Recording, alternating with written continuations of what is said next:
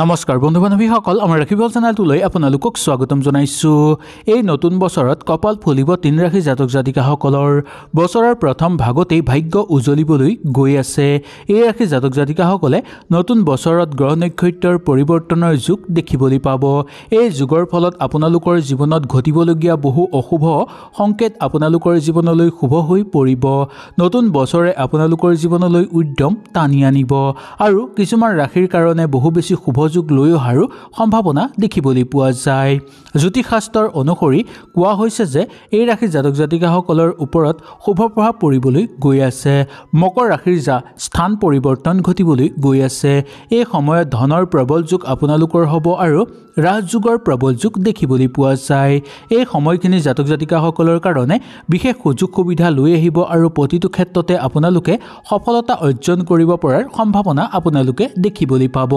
আহক তেনেহ'লে এই ৩ ৰাশিৰ বিষয়ে আমি এই ভিডিঅ'টোৰ যোগেদি সম্পূৰ্ণভাৱে জানি লওঁ। যদি ভিডিঅ'টো ভাল লাগে লাইক এটা কৰি আমাৰ মনোবল বঢ়াব আৰু আপোনালোকৰ বন্ধুবৰ্গৰ লগত শ্বেয়াৰ কৰি তেওঁলোককো উপকৃত কৰিব। ১ নম্বৰটো হ'ল মেঘ ৰাশি। মেঘ ৰাশি জাতক জাতিকাসকলৰ এই ২০২৫ চনত আপোনালোকৰ ধন প্ৰাপ্তিৰ প্ৰবল যুগ দেখিবলৈ পোৱা যায়। দীৰ্ঘ সময় ধৰি ৰৈ থকা কাজ আপোনালোকৰ হৈ পৰিব বা কাম আপোনালোকৰ হৈ পৰা দেখিবলৈ পোৱা যাব। বিগত সময়ত চলি থকা সমস্যা আপোনালোকে সমাপ্ত কৰি ল'ব পাৰিব। এই বছৰ কৰ্মস্থানত আপোনালোকে বহু লাভৱান হোৱাৰো সম্ভাৱনা দেখিবলৈ পোৱা যায়।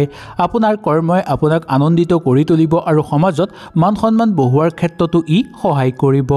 আপোনাৰ ভ্ৰমণৰ ক্ষেত্ৰত শুভ যুগ দেখিবলৈ পোৱা যায়। কিবা কৰ্মৰ কাৰণে প্ৰবল ভ্ৰমণৰ যুগ আপোনালোকৰ দেখিবলৈ পোৱা যায়। যদিও এই বৰ্ষত আপোনালোকে দূৰ ভ্ৰমণ কৰিব বিচাৰে তেনেহ'লেও আপোনালোকে দূৰ ভ্ৰমণ কৰিব পাৰিব। ছাত্ৰ ছাত্ৰীসকলৰ কাৰণে এই বছৰটো আপোনালোকৰ ভাল সময় বুলি ক'ব পৰা যায়। অকণমান মনোযোগ দিলেই আপোনালোকে বহুদূৰ আগুৱাই যাব পাৰিব। সংগ সুখ লাভ কৰিবলৈ আপোনালোকে সক্ষম হ'ব। দাম্পত্যৰ ক্ষেত্ৰতেই হওক বা প্ৰেমৰ ক্ষেত্ৰতেই হওক আপোনালোকে সংগ সুখ লাভ কৰিবলৈ সক্ষম হ'ব। ইয়াৰ পিছতেই আপোনালোকে কিবা কাম যদি হাতত ল'ব বিচাৰে তেনেহ'লে এই বছৰ সুন্দৰভাৱে ল'ব পাৰিব আৰু সেই কামৰ পৰা ভাল লাভ কৰিব পাৰিব আপোনালোকে। বন্ধুবৰ্গৰ লগতো সময় অতিবাহিত কৰি আনন্দিত অনুভৱ কৰিব পৰাৰ সম্ভাৱনা আজি আপোনালোকক দেখিবলৈ পোৱা যায়। সীমাহীন ক্ষেত্ৰত আপোনালোকে স্থিতি অটল ৰাখিব লাগিব। নতুনকৈ কিবা কাম পালে আপোনালোকে উৎসাহ ভাৱটো ত্যাগ কৰি আপোনালোকে সেই কামটোত মনোযোগ দিব লাগিব আৰু সেই কামটো কেনেকৈ সম্পূৰ্ণ কৰিব পাৰি তাৰ প্ৰতি অকণমান লক্ষ্য ৰাখিব লাগিব। অচিনাকি ব্যক্তিৰ পৰা কিন্তু এই বছৰ আপোনালোকে সহায় সহযোগিতা লাভ কৰিব পাৰিব। কাম বিচাৰি থকা বা নিবনুৱাসকলৰ কাৰণে বছৰৰ প্ৰথম ভাগটোৱে বহু বেছি শুভ বুলি ক'ব পৰা যায়। ৰাজনৈতিক ক্ষেত্ৰৰ লগত জড়িত লোকসকলৰ কাৰণেও ইমান অসুবিধা দেখিবলৈ পোৱা নাযাব। নতুনকৈ ৰাজনৈতিক ক্ষেত্ৰৰ লগত যদি এই বছৰ আপোনালোক জড়িত হ'ব বিচাৰে তেনেহ'লে সুন্দৰভাৱে জড়িত হ'ব পাৰিব। দাম্পত্যৰ ক্ষেত্ৰত আপোনালোকে সুখ অনুভৱ কৰিব আৰু সংগ সুখ লাভ কৰিব পাৰিব।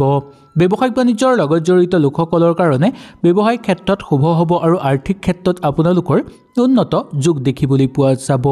দৈনন্দিন কাম কাজৰ লগত জড়িত লোকসকলৰ কৰ্মক্ষেত্ৰত আপোনালোকৰ দীৰ্ঘদিনৰ মূৰত সফলতা অহাৰ সম্ভাৱনা দেখিবলৈ পোৱা যায়।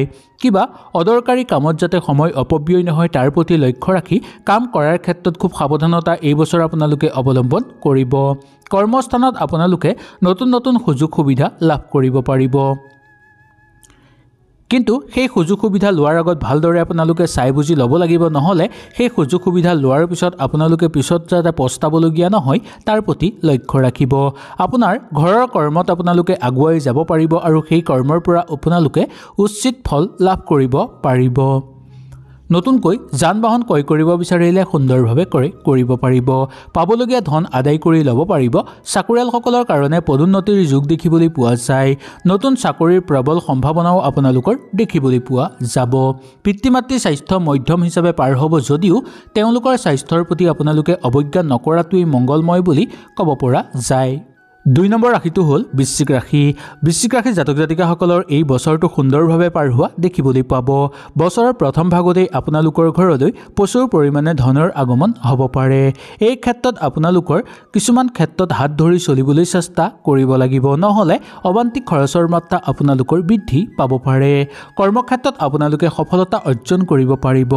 আপোনাৰ পৰিয়ালবৰ্গৰ মাজত আপোনালোকে নিজৰ মান উজ্বলাব পাৰিব আৰু আপুনি যি পৰিশ্ৰম কৰে পৰিশ্ৰমৰ উচিত ফল এই বছৰ লাভ কৰাৰ সম্ভাৱনা দেখিবলৈ পোৱা যাব। সংযম কিছুমান কামত আপোনালোকে আগভাগ লৈ আনন্দিত অনুভৱ কৰিব পাৰিব আৰু সেই কৰ্মত সফলতাও অৰ্জন কৰিব পাৰিব। চাকৰিৰ জীৱনত আপোনালোকে নতুন নতুন সুযোগ সুবিধা লাভ কৰিবলৈ সক্ষম হ'ব। ব্যৱসায়িক ক্ষেত্ৰতো লাভ কৰিব পাৰিব। আৰ্থিক ক্ষেত্ৰত আপোনালোকৰ উন্নতি আছে আৰু এই অৰ্থ আপোনালোকে জমা কৰিবলৈ চেষ্টা কৰিব লাগিব। প্ৰতিটো পদক্ষেপত আপোনালোকে উন্নতিৰ যোগ দেখিবলৈ পাব।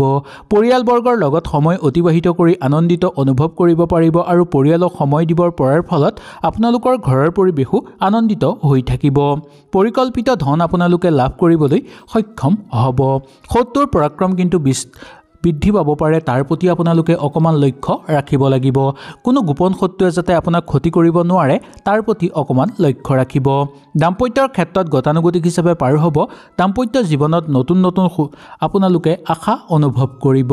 বন্ধুবৰ্গৰ লগত থাকোঁতে বন্ধুবৰ্গৰ পৰা পূৰ্ণ সহযোগিতা আপোনালোকে লাভ কৰিব পাৰিব। কৰ্মক্ষেত্ৰত বা বন্ধুবৰ্গৰ কৰ্মক্ষেত্ৰত আপোনালোকক সহায় সহযোগিতা কৰিব। দৈনন্দিন কাম কাজৰ লগত জড়িত লোকসকলৰ কাৰণে ইমান অসুবিধা দেখিবলৈ পোৱা নাযায় এই বছৰ। নতুনকৈ কাম যদি ঘৰত আৰম্ভ কৰিব বিচাৰে আপোনালোকে পাৰিব। ধৰ্মীয় ক্ষেত্ৰত অনুকূল প্ৰভাৱ দেখিবলৈ পোৱা যাব। কোনো ধৰ্মীয় অনুষ্ঠানত গৈ আনন্দিত অনুভৱ কৰিব পাৰিব আপোনালোকে। প্ৰেমত আপোনালোকে স্বৰ্গীয় সুখ অনুভৱ কৰিবলৈ সক্ষম হ'ব। ভ্ৰমণ কৰিব বিচাৰিলে কৰিব পাৰিব। ভ্ৰমণত একো আপোনালোকৰ অসুবিধা দেখিবলৈ পোৱা নাযায়। ওচৰ চুবুৰীয়াৰ লগত মধ্যম হিচাপে পাৰ হ'ব। বিদ্যাৰ্থীসকলৰ কাৰণে অগ্ৰগতি হিচাপে পাৰ কৰিব পাৰিব। বিদ্যাৰ ক্ষেত্ৰত যদি এই বৰ্ষত অকণমান মনোযোগ দিয়ে তেনেহ'লে আপোনালোকে ভবাতকৈ বেছি ভাল ফল দেখুৱাব পাৰিব বিদ্যাৰ ক্ষেত্ৰত। কৰ্মক্ষেত্ৰত আপোনালোকৰ পদোন্নতি বৃদ্ধি পাবলৈ ধৰিব আৰু কৰ্মক্ষেত্ৰত মান যশো বৃদ্ধি পাবলৈ ধৰিব। প্ৰাপ্যধন আদায় কৰাৰ ক্ষেত্ৰত কোনো বন্ধুবৰ্গই আপোনাক সহায় সহযোগিতা কৰিব। বহুদিনৰ পৰা যদি কিবা কাম পৰিকল্পিত কৰি থৈছিল সেই পৰিকল্পনা আপোনালোকৰ সিদ্ধি হ'ব পাৰে এই বছৰৰ প্ৰথম ভাগতেই। নতুনকৈ কিবা কাম যদি আপোনালোকে হাতত ল'ব এই বছৰ বিচাৰে তেনেহ'লেও সুন্দৰভাৱে পাৰিব। নতুনকৈ ঘৰত যদি মূল্যৱান সম্পদ কিনিব বিচাৰে, গাড়ী মটৰ কিনিব বিচাৰে নাইবা মাটি সম্পত্তি যদি আপোনালোকে এই বছৰ কিনিব বিচাৰে তেনেহ'লে ডাঙৰ মানুহৰ লগত ভালদৰে আলোচনা কৰিব বা বয়োজ্যেষ্ঠ মানুহৰ লগত ভালদৰে দুই এবাৰ আলোচনা কৰি লোৱাৰ পিছতহে সেই বস্তু ক্ৰয় কৰাটো আপোনালোকৰ কাৰণে উচিত বুলি ক'ব পাৰি। 3 নম্বৰ ৰাশিটো হ'ল ধনুৰাশি। ধনুৰাশিৰ জাতক জাতিকাসকলৰ বছৰৰ প্ৰথম ভাগতেই আপোনালোকৰ ঘৰলৈ ভাল খবৰ অহাৰ সম্ভাৱনা দেখিবলৈ পোৱা যায়। কৰ্মক্ষেত্ৰত আপোনালোকে উচ্চ পদবী লাভ কৰিবলৈ সক্ষম হ'ব আৰু আপোনালোকৰ জীৱনত খ্যাতি বৃদ্ধি পাবলৈও ধৰিব। এই সময় আপুনি বেলেগৰ প্ৰতি বা বেলেগৰ মতে চলিবলৈ চেষ্টা নকৰিব আৰু বেলেগক ধ্যান কৰি আপোনালোকে এই বছৰ নচলাটো উচিত। নিজৰ মতে চলিবলৈ চেষ্টা কৰিব আৰু নিজেই যি বলে পাৰে সেই কাম আপোনালোকে কৰিবলৈ চেষ্টা কৰিব। কিছুমান ক্ষেত্ৰত আপোনালোকে সফলতা লাভ কৰিব পাৰিব যদিও সেই ক্ষেত্ৰত আপোনালোকে কিছু সামান্য সফলতাহে লাভ কৰিব পাৰিব। কিন্তু ব্যৱসায়িক বাণিজ্যৰ ক্ষেত্ৰত ভাল অৰ্থ উপাৰ্জন কৰিব পাৰিব আৰু এই অৰ্থ আপোনালোকে বিনিয়োগ কৰি বেছি লাভৱান হোৱাও দেখিবলৈ পোৱা যাব পাৰে। আপোনালোকৰ মনৰ একাগ্ৰতা বৃদ্ধি পাবলৈ ধৰিব আৰু মনটো স্থিৰ হৈ পৰিব এই বছৰ। এই সময়খিনিত আপোনালোকৰ আত্মবিশ্বাস বৃদ্ধি পাবলৈ ধৰিব। পৰিয়ালবৰ্গৰ লগত সময় অতিবাহিত কৰিব পাৰিব আৰু পৰিয়ালৰ পৰা নতুন কিবা শিকাৰ সম্ভাৱনা দেখিবলৈ পোৱা যাব। সমস্যাবোৰ আপোনালোকে সমাধান কৰি ল'ব পাৰিব। এই বছৰ আপোনালোকৰ কৰ্মক্ষেত্ৰত চলি থকা সমস্যা কিছু পৰিমাণে পাতলিবলৈ ধৰিব। সন্তানৰ স্বাস্থ্যৰ প্ৰতি কিন্তু অকণমান লক্ষ্য ৰাখিব লাগিব বা সন্তানৰ খোৱা বোৱাৰ প্ৰতি আপোনালোকে অকণমান লক্ষ্য ৰাখিব লাগিব, নহ'লে সন্তানৰ স্বাস্থ্য দুৰ্বল হৈ পৰিব পাৰে। খেল ধেমালি কৰা লোকসকলৰ কাৰণে স্বাস্থ্য অনুকূল হিচাপে পাৰ হ'ব যদিও কেতিয়াবা ভৰিত বা মূৰত আঘাতপ্ৰাপ্ত হোৱাৰ সম্ভাৱনা দেখিবলৈ পাব। সেইকাৰণে আগৰ পৰাই আপোনালোকে অকণমান সাৱধানতা অৱলম্বন কৰি চলিবলৈ চেষ্টা কৰিব। কাৰ্যকৰী পৰিকল্পনা সিদ্ধি হৈ পৰিব সুচাৰুভাৱে। ৰাজনৈতিক ক্ষেত্ৰৰ লগত জড়িত লোকসকলৰ কাৰণে অনুকূল প্ৰভাৱ দেখিবলৈ পাব। নতুনকৈ ৰাজনৈতিক ক্ষেত্ৰতো আপোনালোকৰ শুভ যোগ দেখিবলৈ পোৱা যাব। দাম্পত্যৰ ক্ষেত্ৰত সৰু সুৰা কণ্ডল থাকিব পাৰে, তথাপিও ইমান চিন্তাৰ কাৰণ নাই বুলি ক'ব পৰা যায়। শৰীৰ আপোনালোকৰ উন্নত হৈ পৰিব, কিন্তু আপোনালোকৰ সন্তানৰ স্বাস্থ্যৰ প্ৰতি অকণমান লক্ষ্য ৰাখিব লাগিব। আৰ্থিক দিশ আপোনালোকৰ আগতকৈ ভাল হৈ পৰিব বা আগৰ বছৰৰ তুলনাত আপোনালোকৰ আৰ্থিক দিশ উন্নত হৈ পৰিব অৰ্থৰ কাৰণে আপোনালোকে বেছি কষ্ট কৰিব নালাগিব আৰু আপোনালোকৰ কষ্টৰ অনুযায়ী অৰ্থ লাভ কৰিবলৈ সক্ষম হ'ব এই ক্ষেত্ৰত চাকৰিয়ালসকলে ডাঙৰ কিবা সুখবৰ লাভৰ সম্ভাৱনা দেখিবলৈ পাব আপোনালোকৰ পদোন্নতি হ'ব পাৰে বা আৰ্থিক ক্ষেত্ৰত আপোনালোকৰ উন্নতি আৰু অধিক বৃদ্ধি পোৱাৰ সম্ভাৱনা দেখিবলৈ পোৱা যায় কৰ্মক্ষেত্ৰতো নতুন নতুন সুযোগ সুবিধা লাভ কৰিব পাৰিব নতুন বছৰৰ প্ৰথম ভাগতেই আপোনালোকে নতুন কৰ্মসন্ধান বিচাৰি লাভ কৰিব পাৰিব বা নতুন বছৰৰ নতুন ভাগতেই আপোনালোকে নতুন কামৰ সন্ধান লাভ কৰিবলৈ সক্ষম হ'ব আনৰ পৰা আপোনালোকে বহু কথা শিকিব পাৰিব আৰু সামাজিক ক্ষেত্ৰত আপোনালোকৰ খ্যাতি বৃদ্ধি পাবলৈও ধৰিব ঘৰুৱা পৰিৱেশত আনন্দময় পৰিৱেশ বিৰাজ কৰিব কিন্তু ককাই ভাইৰ মাজত বা বাই ভনীৰ মাজত সৰু সুৰা কথাতে যাতে কণ্ডল সৃষ্টি নহয় তাৰ প্ৰতিও অকমান লক্ষ্য ৰাখিব লাগিব